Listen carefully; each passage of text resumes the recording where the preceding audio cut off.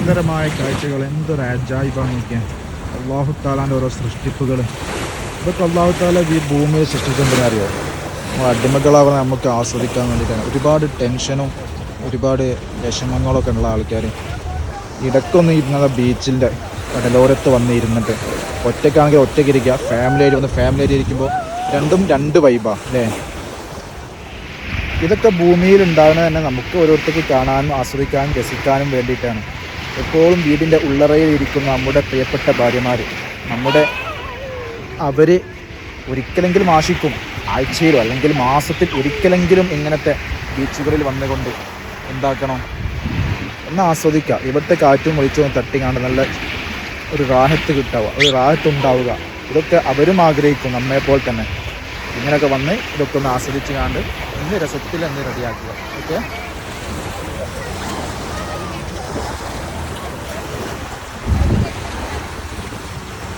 സംഗതി ഈ സൂര്യന് കടലിലേക്ക് താഴ്ന്നതായിട്ട് തോന്നുന്നുണ്ട്. പക്ഷേ ഇതിൻ്റെ ശരിക്കും ശാസ്ത്രം എന്താണെന്നറിയണം. അറിയുന്നവരെ കമൻറ്റ് ചെയ്യും. സൂര്യൻ വെള്ളത്തിലേക്കാണോ പോകുന്നത് അല്ലെങ്കിൽ വേറെ എവിടെയെങ്കിലാണോ പോകുന്നത്? അല്ലെങ്കിൽ ആരെങ്കിലും കമൻറ്റ് ചെയ്യും. അതായത് നല്ല രസമുണ്ട് കാണാൻ, നല്ല ആസ്വദിച്ച് കാണാം.